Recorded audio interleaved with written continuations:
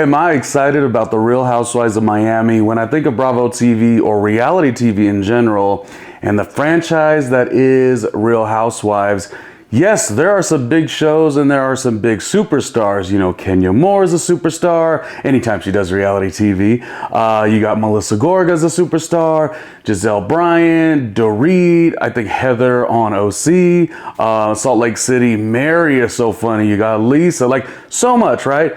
But it's funny that they always say the crown jewel is Beverly Hills, which I couldn't disagree with more. Miami, Miami, Miami. One of the greatest in terms of this reality TV franchise. Now, for it to have come back after an 8-year break, to me, already right there, amazing. So I just wanted to talk about some key moments and elements that really made me always love the series from the beginning, the first 3 seasons, and then after the 8-year break. I think they I would say they picked up where they left off, but then added so much more. So it's not even necessarily like it's 2 shows, but it's like it's very reinventive. It's not like, you know, keeping the old stuff and just hammering it away, which some of the other franchises do seem to do. So let's talk about Miami, what made me love it from day one. First of all, the vibrancy of a city like Miami. You know, the cast and its ensemble always felt really big energy, very connected. I love to see the women getting along. I love to see the women questioning others and having like little catty, you know, whatever towards each other. But I think that initial cast was a strong cast. Now, if you know me, you know I've always liked Larsa Pippen from when? Season 1, episode 1, frame 1. Now, what did it for me about Larsa in the early seasons, and of course I love her today too, is Larsa had an immense level of confidence. You know, a lot of us, we grow up in these spaces where we're like really told sort of to turn ourselves down, really to live a little bit under the radar. And while I know there is a thing called arrogance, I do not think confidence is arrogance. And I think growing up, I always kind of thought, oh no, anything that resembles confidence is like, you know, I want to be a person who has great character and integrity, and I don't want to be known as arrogant. And I learned that over life, like, no, you have to show up for yourself. So the great Larsa Pippen always does. I could go on, and by the way, on this channel, there are so many different places you can see. I've done episode after episode after episode after episode about Larsa, so I do love her. I only say that to say because I know she's so polarizing that people either really enjoy her or other people like can't stand her but still want to see her on the TV. So she's really great in that regard. Larsa did the season 1. She was best friends at the time with Christy. That was Glenn Rice's ex. And they were just peas in a pod. I loved them together as a friendship. I don't think they're friends whatsoever now. In the first season, you had Adriana. Adriana did not get under my skin season 1, her season 1. Well, actually, technically, Adriana's been on all the seasons, just in a reduced role where she belongs. I like Adriana. I loved Flashing Forward. I loved Adriana when she was doing the music video, and she was, you know, she just, one thing I always like to see is, I like to see talent for sure, but if you can't be talented, I like you to sort of like delightfully believe the delusion that is you. One of the cutest moments Adriana had, and I have a lot of Adriana moments that I do not like, specifically in season 2 and 3. Oh, remember when Joanna Krupa came on the scene? I love when Joanna Krupa came onto the scene. She should come back. Didn't she? Whatever happened to Roman? Whatever she got, well, you know, that didn't happen, but then she got another marriage, and then that didn't happen. You know, that ended as well. Oh, Joanna should come back. That would be so wonderful. But here's what I will say. Adriana, one thing that I liked is like her, like I said, there's things I don't like, but her lovability about herself and her performance or whatever, the music that she wants to make. The cutest thing ever is when she was like kind of telling the other cast members, or even when she was with Emilio himself, you know, Emilio of the great Gloria Estefan, you know, this music producer, superstar, knows good talent, and he was, again, nice enough to sit and work with Adriana. But the thing that got me is when she says, oh, well, the thing is, this song was intended for like Camila Cabello, but like they gave it to me instead. I'm like, Adriana, I hate to say it, but they didn't give it to you instead. You're getting the bottom of the barrel. Not that it's bad. It's you know, the song Faya, it was fun. All the girls got to be on the yacht with her. I think it was a great scene and moment for the Real Housewives of Miami.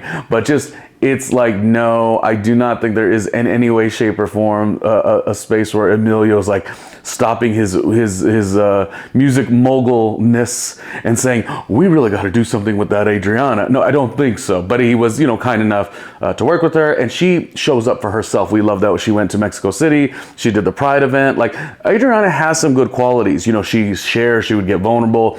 She would in the later seasons. But anyway, and so on and so forth. She did, yes, she had a little bit of that vulnerability at times. She didn't want to be alone. But she always was a little bit ornery is the word. She was very ornery, a little bit of a liar in that early season 2 and 3. Not very much on the loyalty side. So it's tough because Adriana in the later seasons makes you feel sorry for herself, but she has no problem saying some really mean things. It's like when people say mean things and then they go sort of get called on it, and it's like, remember what she did to Marisol? To Marisol, she said, oh yeah, well, I actually had lunch with your ex-fiance. It's okay. He told you he never loved you. It's like, she will do that, and that's like a soft version of usually what she does. So it's hard to really see who the true Adriana is. But I know a lot of Real Housewives of Miami fans are like, we love Adriana. I've never really seen it. Larsa's a superstar in my opinion. Lisa has been a superstar. Definitely the divorce has really not brought out the best side of her, but I think early Lisa was so lovable and so cutesy, and the whole world was ahead of her. She's kind of like one of these people that as she's fallen from grace a little, but she's still really awesome, she's not showed the best side of her sometimes. Marisol and Alexia, when I loved the early season 1, 2, and 3, and watched religiously every single week, I thought Alexia was so cool. Now, she's certainly changed, and sometimes not for the best, but I gotta say that I do appreciate the honesty that she brings. She definitely does this show almost in a way that she does not care necessarily about what the viewers and the fan base and social media will think about her. And that is a refreshing thing to a degree, because a lot of people that you end up liking on these shows, there is a bit of a pander. I could certainly do a whole episode on that. But real quick, before we continue to talk about Marisol, Alexia, and this great cast of Real Housewives of Miami, you must be asking yourself a question. What can I do to support this random ass commentary, randomly Ronnie Jr.? Well, I have your answer. Check this out. For more randomness, hit the Patreon at patreon.com/randomlyronniejr. Did you remember to like, comment, and subscribe? Oh, come on, stop being so lazy. This show has no budget, but whose fault is that if you don't like, comment, or subscribe? Okay, anyways, back to the lecture at hand. Let's talk about Alexia. Let's talk about Marisol. Their bond, amazing. Having Mama Elsa in the first 3 seasons was wonderful. Marisol, in my opinion, she did sort of struggle in those early seasons, but the thing about it, when she came back, it was as if she brought the energy of her mom to the show, all the funny moments. And when I was thinking about it, because I really love Marisol, she's a part-timer who has been a part-timer who has full-time energy to the show, full-time success. I feel like she's doing the show really well. She's probably getting paid just a smidge less, but she's getting all that comes with this wonderful show, Real Housewives of Miami. She knows how to do it. She knows how to create something. That's the thing. You have to come into these shows and you have to do something. I've had little bits of experience on different shows by way of Fuse Television or the TLC network, and I know no matter where you're at whatever stage you are in life, you do have to kind of bring something. Marisol, certainly after that 8-year gap, she decided and understood what that was. So she is funny, you know what I mean? And tracking back, because I went back to watch the original seasons, specifically season 1 and season 2. Oh, season 2 with Karen and Anna. I went back and watched, and I was like, what is it about Marisol that's not really making sense? And I think it was just maybe at the time she was more running her luxury PR firm.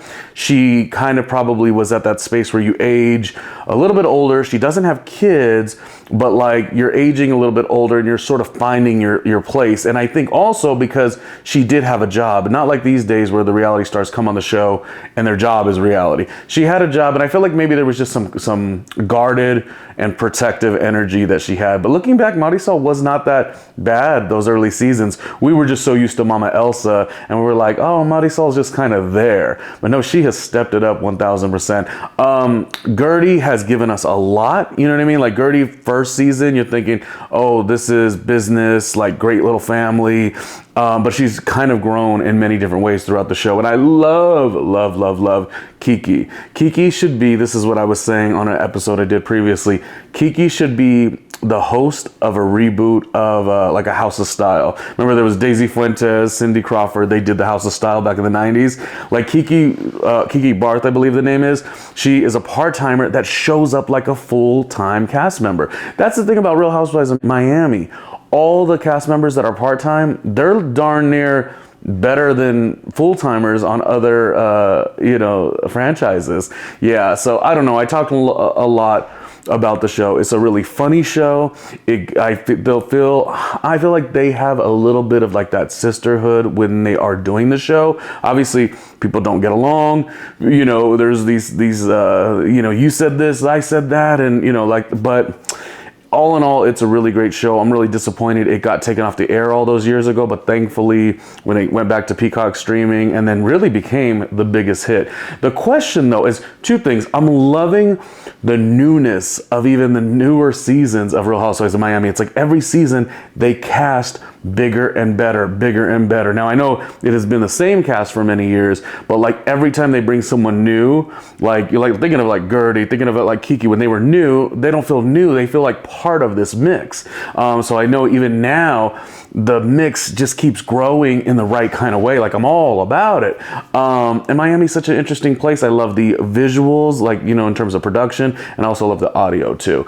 Meaning the music soundtrack, like it just feels really fun and you want like a fun show. Real Housewives, the franchise in general, it's always about the drama and somebody's cheating or embezzling money, or it's just too much sometimes.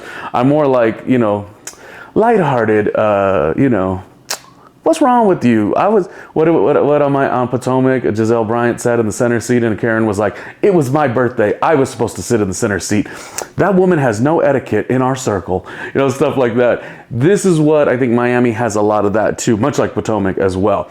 Anyways, Real Housewives of Miami, what was your favorite season? Iconically, a lot of people do go back and say season 2 was so wonderful. And by the way, am I one of the only people who thought Karen was actually amazing on the show? Anna, I think, also needed more. She came into the show and they didn't really give the full scope of her. And I feel like now as she's ventured into podcasting and she was a TV host in Miami at one point as well, like I feel like Anna very much could just like weave her way back in here. I love when we get the appearances from Leah Black. Even if Leah just comes in for a little bit, it just kind of takes you back to the old season. I would like to see Christy come back in. Now, even though I'm a big Larsa fan and Christy probably doesn't like Larsa anymore, I would really like to see Christy at least have her opinion of the show, of her friendship changing. So long as she doesn't, come for the queen, I think it'll be okay. Anyways, Real Housewives of Miami was always such a wonderful show. And so I was like, let me do a little bit of a breakdown, a little bit of an episode on the franchise and say like, yeah, I like it. They cast well, and it's really a show that just keeps on giving. It should be really the top franchise. The old New York was really good. Some of the Jersey, specifically when Melissa Gorga took, she was crowned the queen of the show. That is when it was really good. I love Melissa Gorga, New Jersey moments. There was some good stuff with Beverly Hills. Anyways, I could go on and on. You just wanted to hear about Miami, so you heard about Miami. Let's talk on the next one. Okay. And furthermore, the question is, who is your favorite cast member on Real Housewives of Miami? How could I forget that? Who is your favorite cast member of the Real Housewives of Miami, and why? And why?